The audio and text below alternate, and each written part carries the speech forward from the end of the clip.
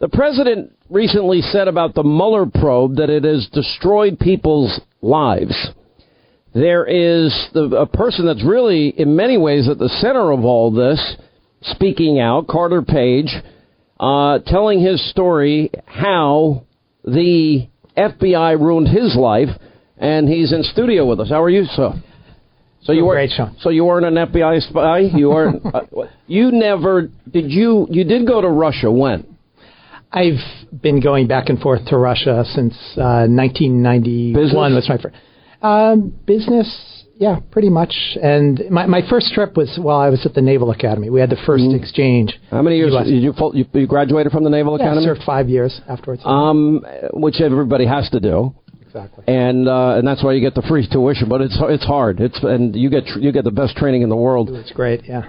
Did at any point was there ever any discussion with anybody while you were in the Trump campaign of getting the information that maybe Russia had from Hillary Clinton's hacked server that was in a mom and pop shop bathroom closet? Not one word at any point ever, right? Yeah. I mean, we heard about it in the news afterwards, but that was about it. Yep. We're now learning that your name was brought up by Jim Comey in the spring of 2016. This is before your trip to Russia, correct? Yes. Yeah. Did anyone in the Trump campaign know you were going to Russia? I mentioned it, and there was just in passing, to a few people, and, they were saying, well, just make it clear that, it has nothing to do with... They told you that. They said you should make it clear. Well, no. I mean, you were making it clear to them. I was making it clear. Yeah, we were both. Why were you going to Russia at that particular point in time? I've spoken at universities throughout my life, and I was living my life. What were you speaking about? I was invited to give a graduation speech. Okay, and I assume you get paid for that speech? Zero. I was paid zero then, yes. Well, thank goodness, right? Because otherwise there's... No, that's probably true in the end. At any point, you'd never discussed with anybody the Russians giving you information, which, by the way, if I would argue that if there's 100% of congressmen and senators, if they were told, meet with me, I have opposition research that you're going to want to know on your political opponent, I think it's 100% of people take the meeting. What do you got? No one ever did anything like that. Right. I was basically hanging out with foreign policy scholars. Right. Saw a couple of business people I knew previously. But who did you know in the Trump campaign? Who did you report to? Because you're always referred to as a Trump campaign associate. I was really just a low-level guy, part of a committee. Did we ever meet during that time? Because I don't remember. No, never. No, like I never heard of who George Papadopoulos is. I never heard of the guy. Of course. But I like everybody else, I'm a talk host, and I was... working sources in every campaign. Yes. And trying to find, what are you doing? How do you respond? What do you say to this? And were you close to anybody at the top? No. Nobody? No. I never met President, then candidate Trump. Never? No, never. So the question now is how did you get in the middle of all this? My first question to the FBI and James Comey would be, okay, if they thought you were trouble going to Russia, why didn't they tell the Trump campaign, hey, there's a guy associated with your campaign that's going to Russia. We're a little concerned about it. Wouldn't that have been the more appropriate way to handle it? Or go directly to you and say, why are you going to Russia? Well, I mean... Because they had their eyeballs on it. Look, the reality is I never did anything wrong, so there's absolutely no reason to pull something like that. You did do work for the CIA and the FBI at some point. Work is too strong of a word. It's similar to some of these allegations that are out there right now. I was I was asked questions, and I was essentially an informant at some for these organizations, for the CIA and FBI. I mentioned and they liked you, trusted you. I hadn't. You were helping. Well, let me ask you this: you were helping your country that you love. Absolutely, yes. And never paid 1 cent, by the way. And you did it because they asked you. They asked questions, and I'm because you were going to Russia. Russia is not exactly our closest friend. They're a hostile enemy in many ways. I talked with them about many countries, frankly. And you traveled abroad a lot. I've been around the world many times. Yeah. All right, so. all of this FISA abuse we talk about is about you. When we talk about the Trump campaign associate, and they got a FISA warrant on the Trump campaign, which also, people forget this, when they got that warrant, they gave them access right through the entire Trump campaign network, because they got to go to every email and every direction they wanted. So it's pretty open-ended for them. Yes. So they got this just before the election, and we now know that the FISA application was based on a dossier that Hillary and the DNC money that she controlled, that Hillary's campaign paid for, that they funneled through a law firm that hired Fusion GPS, that hired a foreign national. I thought foreign nationals weren't supposed to impact elections. Only Obama could impact the elections in Israel. And anyway, and they used foreign sources that were never verified or corroborated. And as a matter of fact, Steele in an interrogatory in Great Britain said, oh, no, that's raw intel, 50-50, any of it's true. And yet that was presented to a FISA court to get a warrant to spy on you, an American citizen. And they never told the judge in the original application, subsequent applications, 3 of them, that Hillary paid for it.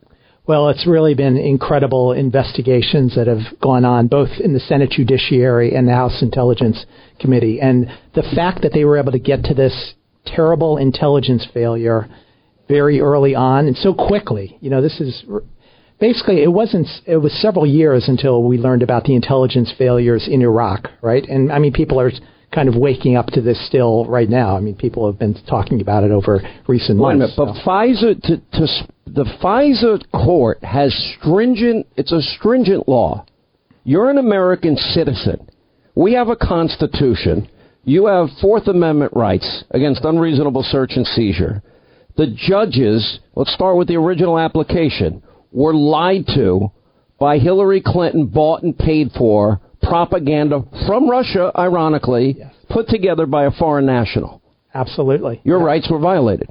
Well, not only that, I think what's sad about it right now is that people are still dragging their feet in DOJ and other parts of government, deep state. They're more than dragging their feet, though. I mean, and then they did it 3 other times. Yes. And the bulk of information, according to the Grassley-Graham memo, was the phony dossier. Yes. Well, it'll be interesting, and again, they got the original warrant and then the renewal in January of last year, based on, without my ever talking with them. And I eventually, as was leaked. Did you know you were being spied on by your own country? There were news reports, and I actually, I had some hints out there. And I actually spoke, eventually, as was leaked to the Washington Post, Devlin Barrett, later last summer, it came out that I did have these conversations, and I asked them about it specifically, and, obviously nothing was disclosed. I think Putin is a bad actor. I think Russia is a hostile regime to the United States. Do you agree with that? I think there are...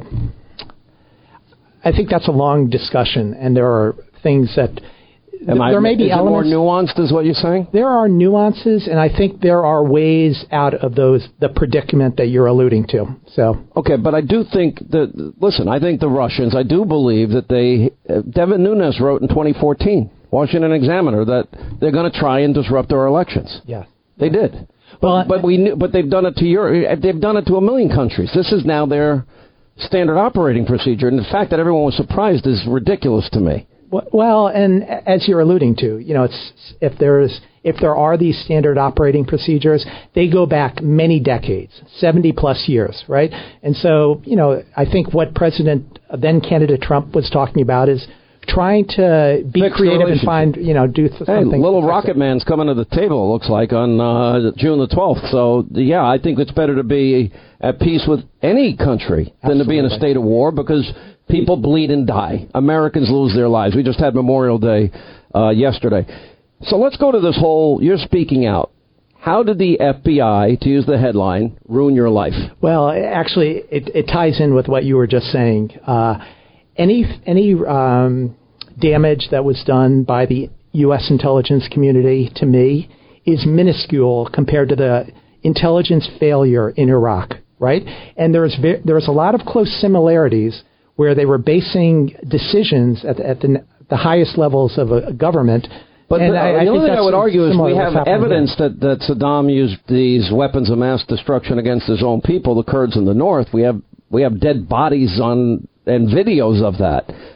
Whether he got rid of them or not, I don't know. In the lead up to that war, did he funnel those weapons to Syria? I mean, I think those are all fair questions. In this particular case, if it's an intelligence failure, weren't the weapons, the powerful weapons of intelligence, turned on you?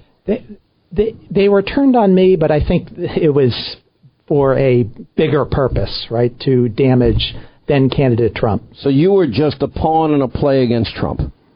You believe that? We'll see. You know, I'm waiting for disclosure. I'm waiting for some honesty from Department of Justice and others in Washington. Breath. You won't make it. But all of this has ruined your life. Again, that's what I was alluding to. There were 4,000 plus people who lost their life after that intelligence failure in Iraq. So and actually, there was a dodgy. So you're alive, so you didn't ruin your life like theirs. No comparison whatsoever. I still have my arms and my limbs, and so I personally think it's an open question on Iraqi intelligence. And intelligence is an imprecise science. It's hard. But I don't like these tools being turned on the American people. Let me ask you this: have you met Robert Mueller's team? Have you been called into the special counsel's office? Well, there's been a lot of leaks, and some people have talked about. Yeah. Well, that's in the report. And are you not allowed to talk about it? Well, if you did go, would you not be allowed to talk about it? Because I know that what's his name nearly lost his house. He's been speaking out lately. Caputo. Yeah. I mean, they told him when he left. He told me in an interview, "We'll be watching you on TV." Have you ever told anything like that? I think, relatively speaking, compared to the Senate Intelligence Committee, which has been very vocal in terms of various leaks about me, there's been relatively minimal leaks in terms of the special counsel. Do you fear that you're in any legal jeopardy? I feel zero legal jeopardy. Because you did nothing wrong. Absolutely. It's inconceivable. I mean, everything that's even speculated makes no sense whatsoever. Yep. All right, Carter Page is with us. Yeah, he's the guy. When we always talk about Trump campaign associate, that's him, the one that four separate FISA warrants, 4 separate lies to 4 separate judges, signed off, by the way, once, the last one, by Rod Rosenstein and people like Sally Yates, that allowed this government to spy on him, and yet it was all based, the bulk of information, on a phony dossier. That's a problem for this country. It's a problem for the rule of law, equal justice under the law, equal application under the law, our Fourth Amendment constitutional rights under the law. And why more civil libertarians aren't with me on this is shocking. I will take a break. More with Carter Page. All right, as we roll along, Sean Hannity Show. Toll free, it's 800-941-SEAN. You want to be a part of the program. Carter Page is in studio with us. He is the Trump campaign associate. 4 separate FISA warrants against him. The last one was signed by Rod Rosenstein. One of them signed by Sally Yates. Yep. You have any strong feelings towards them? Well, there's interesting case. Previously, Mr. Rosenstein was the U.S. Attorney for the District of Maryland, right? Right. And 2 days after the dodgy dossier was put out, on January 12th, 2017, he filed a case. He led a case against a swatting incident where a couple of kids were joking around and called the police, right? And then it sort of made a big incident out of it. Right. And that became a big federal case. And it's interesting. It goes back to what you're talking about with the 2 standards of justice, right? In America. This is actually involving one young man, a 19-year-old guy from England, Coventry, England, Robert Walker McDade. Right. And he's going through this big, they're looking to bring him over to the United States to face charges. Compare that to Mr. Steele, who's being, a much more senior person, and there's a big cover-up surrounding that. So, again, it's exactly what you're talking about, Sean, 2 separate justice systems, unfortunately. We have 2 separate announcements. I don't have a lot of time yet. You were, in the first meeting you had, you were asked about the dodgy dossier. This is right after, maybe 2 months after BuzzFeed had published it. And I've examined this closely a lot of times. And then a few days later, you had another meeting. Tell me about it. Well, again, as was leaked to Devlin Barrett at the Washington Post, and came out last summer. Everything's leaked. You being in this studio is going to be leaked. Go ahead. Exactly. Well, they were asking, I had a long series of meetings in March of last year, and they were asking me a lot of questions. And originally, they were basic questions about the dodgy dossier, but over time, the good people from the FBI agents I was talking to, sort of, you could tell they got the joke. The agents did. The rank and file did. Exactly. By the way, I always separate those. You're going to join us on TV tonight? I look forward to it, yeah. Carter Page, thank